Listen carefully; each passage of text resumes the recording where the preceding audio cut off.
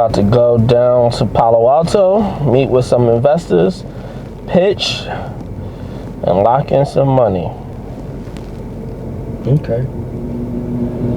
It's not that we're trying to turn into a kiosk, a POS business. We're trying to change the interaction between a user and that specific purchasing process. So Zyrl Chronicles, the whole focus of this is really to give you a reality style show of what happens in the day-to-day world of a startup.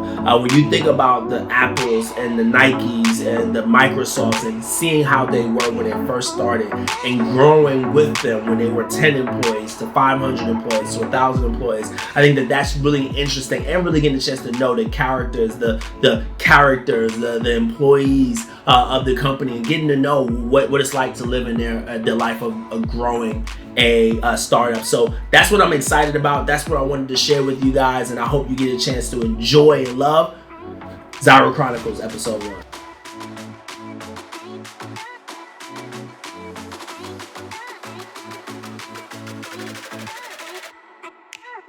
Because the only things that are guaranteed in life are time and change. 7.2 billion people on earth cannot avoid these two things. Whether you sleep under a bridge, on a cardboard box, or you live in a penthouse, in a condominium, these two components will affect your life. Whether you are 9 years old or 99 years old, these two components will affect your life. That I guarantee. We met through this online dating platform called Indeed.com. Amazing website, you know. I found my potential match. They like me too. I think to finalize the match, Eugene was like, well, we gotta check if he's weird or not, so, you know, they have to fly me over. And then we shook hands, we had barbecue, had a couple beers, it was good. And yeah, I was the first employee in the co-working space. It was pretty cool. Square and deactivate. We are moving to Stripe, all of it. We're not using Square anymore. Yeah. Alright then. Well, that makes it a lot easier, right? That's what I was thinking. I was like, oh, perfect. I don't have to think about this. Perfect. Yeah, just because right now if your card is declined, it says just remove your card. Which I came across when I was at Toasty with a customer. Yeah, exactly. To the point where she was getting so frustrated, I just paid for her meal.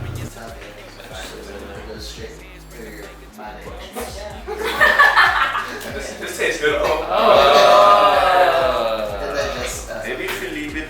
But it still works. It did work, yeah. And it's faster here, but before it would take a long time. Yeah, like now we're going over to Steep. They're one of our super early customers. And what we're doing is we're launching our new kiosk menu interface with them. Just a test to see how users interact with it, if they're doing what we expect them to do. Try to catch any bugs before we roll it out to all our customers. Yeah, so far that process has been really good. We've tested a few times already. It's been pretty solid, so we expect today to go super well. Never hiding, it's just way too hot for long sleeves. So my heart is on my arm right near the timepiece. With my brothers and my squad is where I find peace. Yeah, 120 I go. Because it was actually pretty slow even in the office. So let's give it a little bit and then see if it happens. I think the biggest win in terms of 1.1 is, firstly, like we wanted to make sure that the biggest change we made was to the menu order interface. We saw a lot of things that customers were really struggling with in the original interface, so we wanted to make sure that we want to put together a new interface that solved a lot of the specific problems that they were having. And if it was solving the problem in a really, really elegant way, we know for a fact that we can take this and put it to our future iterations, because we are planning to work on 2.0. So I think the biggest win for me is like we came in with like some intentions about what the problems we wanted to solve. We solved it in a really, really elegant way. It looks great, it looks gorgeous, it feels great. And we just solved the problems, and now we have really good confidence that not only is this a good version, but the next one is going to be solid as well. I think that confidence is really kind of what we've been looking for. So I'm stoked. We came, we saw, we conquered, man. Today is going to be a big day. We're going to kill it today. It is on. I don't care what's going to happen. It's going to be a big day. You will see. Yeah, I think that I mean, I've had a lot of canceled ones because they say like, oh, this is going to take away from our customers. So that's why I called them back. Well, actually, no, we've done some research on our meeting yesterday, and what we found is that, you know, we're having this engaging the customers more. So I've had this happen before, so I've been trying to like. I had it too, you know, but you don't have to. They don't have that information, so how can I like kind of tee it up? No, but you never let the first, when they say, you know, that they're not going to be able to interact with their customers, just say that's great. Always compliment that. Yeah. Don't argue the fact that they want to talk to their customers. That's a great thing. Yeah, that you should just absorb that. Like, oh, absolutely, we respect restaurants that are like that. Yeah. But what if I told you that we could actually enhance that relationship with this kiosk? There you go. That's what, you see what I mean? It's not just like when you defend it. It's almost like, no, it's okay. Yeah, I'm not saying stop doing that. That's right. You want to encourage them to be that way. You don't have enough restaurants that are like that. In a digital age, we lack that kind of connection. Man, you know, when you're recording me, it makes me nervous. When I get nervous, I don't know what I'm saying anymore. That's for you. Well, every restaurant you need like 15 to 20 people, so it's really hard to have so many people. Last time we linked up with Victor, installed the kiosk. Best in Melbourne, yeah. He loves it. Now we're supposed to get a bunch of students back because they're back from school, so let's get it popping. Something nice like a range. Playing you a trip by the ocean in the shade. Started on Riverside, those were the days on. Riverside Drive. Started on Riverside, Riverside Drive. Started on Riverside, Riverside Drive. Every time you're my hero. So we picked work with you because we've been here for 3 years. My name's Vlad, I'm one of the owners. Been here for 3 years, and this is just a natural way to help the customers decide what they want to do with the menu, so they have time to look through the menu versus standing at a register. It's a great way to speed up the service for both customers.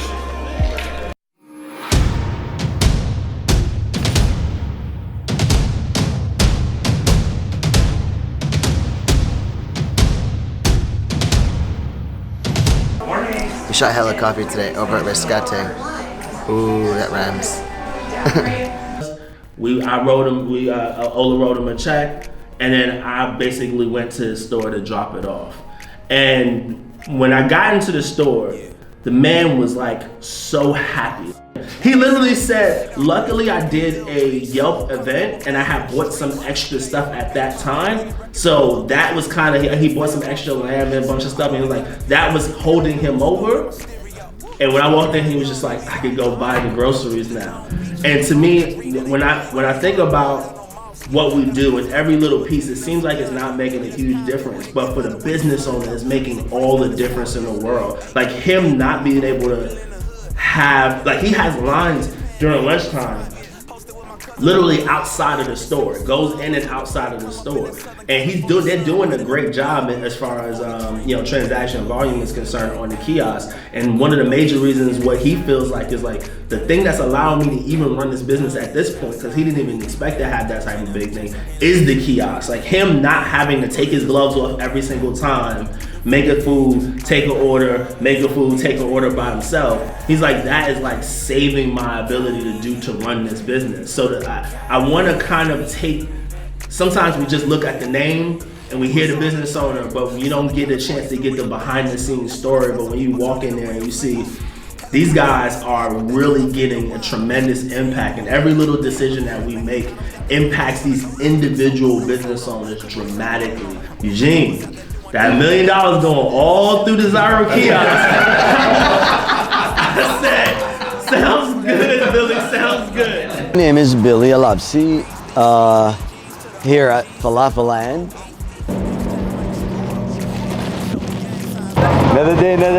Oh, the good news. I merged with with the Flying Falafel. Well, really? So what does that mean? I mean, it's gonna be 2 locations.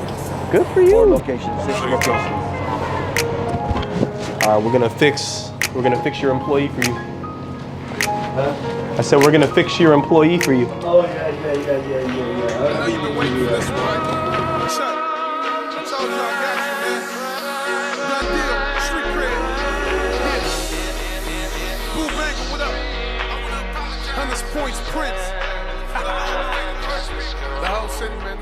So you want to make your order behind her. behind you, tea may be ready. It's on the house if it's ready, because it's me, myself, and I working here. It's tough. So I have to take care of 20 customers a day or over 20 customers, which is my capacity. I want to grow small because I don't have the funding that could make me hire 1 or 2 people. That's what the kiosk, it's helping. Sometimes even if it's my cousin, my wife, my friend, anybody who doesn't speak English, they don't have to talk to the cook what they want. They just talk to the kiosk and the order just get processed there. So I'm talking to you now while I'm making falafel for these people. When they come in, there's ready for them falafel. And you could experience how I make the falafel also too. So I'm gonna make now the nicest falafel sandwich because it's on tails. See the beauty of these falafel? We did what we came here to do. Always a pleasure, Billy. Pleasure. Congratulations on the new business opportunities. You have an opportunity to let us know. Do you feel like this might be something that you might be interested in? So I definitely would like. It does make more sense if I was to use it on the food truck, just because sometimes that's the only time that people ever. It's hard to find an extra person for cashiering process of it. Mhm. Like sometimes it's hard for me to train people, and plus I just signed a big ass lease with Clover. We're kind of tied in with them. Well, you don't have to. We work alongside all major POS providers, so you don't have to get rid of Clover at all. You can still use Clover or Square or whoever you use. It's really in addition to, not, you don't have to replace them. Everyone, happy Monday. Happy Monday. Anybody got any crazy weekend stories?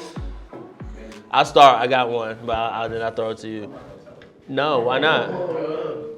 Well, so last night, my water heater almost exploded. So the water started spraying literally everywhere. And the water is like 125 degrees. So it's too hot to actually get to. And then I tried to call like the water department, and they were like, yo, don't call us, call the police. And I'm like, all right, well, I'll call the police. And they're like, don't call us, call the fire department. Don't call the cops, just call us. It was 1 o'clock in the morning. Well, I don't know. So I called them, they told me to call the police. I called the police, they told me to call the fire department. So the fire department ended up coming to my house, and then it was like they had to put their gear on and go in. And then shut off they shut off the water, so somebody's gonna come fix it tomorrow. But that was it.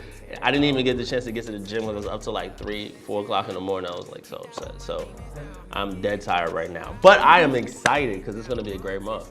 Next one, sales update. So I am going to run through the sales update. So shout out, we had 7 new customers sign up last week. Jeff had 4, Lisa had 3. Demo shows, Andrew and Christian was at the top of the list. Any other comments about this in our space? A little bit from me, because it's a mixed messaging. On one side, we said, I hear, we're going to be a marketing company, we're not a POS company, we're not a kiosk company. And then the question comes in, are you going to displace the POS company, and now you turn into a POS company? So the POS companies there's hundreds of those companies, well-funded, and kind of the games move Correct. on. Correct. So it's the same. The conversation is that what you might be misunderstanding in the communication is that it's similar to like a delivery app, right? You put a delivery app into the store and you say, is your goal to take all of the deliveries? Yeah, that doesn't change the fact that they haven't become a POS company, right? Their focus is to change the way the user interacts with that particular business. So when we try to drive a customer to the kiosk, it's not that we're trying to turn into a kiosk, a POS business. We're trying to change the interaction between the user and that specific purchasing process. So. One question you probably don't end up having an answer. Mm-hmm. It keeps coming up to me as I think about it is, what happens when all these POS companies in 6 to 12 months add their kiosks to the stores? So they already have kiosks. Most of these companies already have kiosks, and we've been able to displace the majority of the kiosks that we've seen in the market, just because they're just not. they are POS companies. We were able to go and sell against it because we do so much more for the particular small business. So when you have a Clover as a POS company, unless they decide to change their overall function as a business and say, we are going to 100% focus on, and I'm not talking about marketing from a loyalty perspective, that's totally different. I'm talking about actual generated marketing that can increase their reach, their brand awareness, drive customers into the door.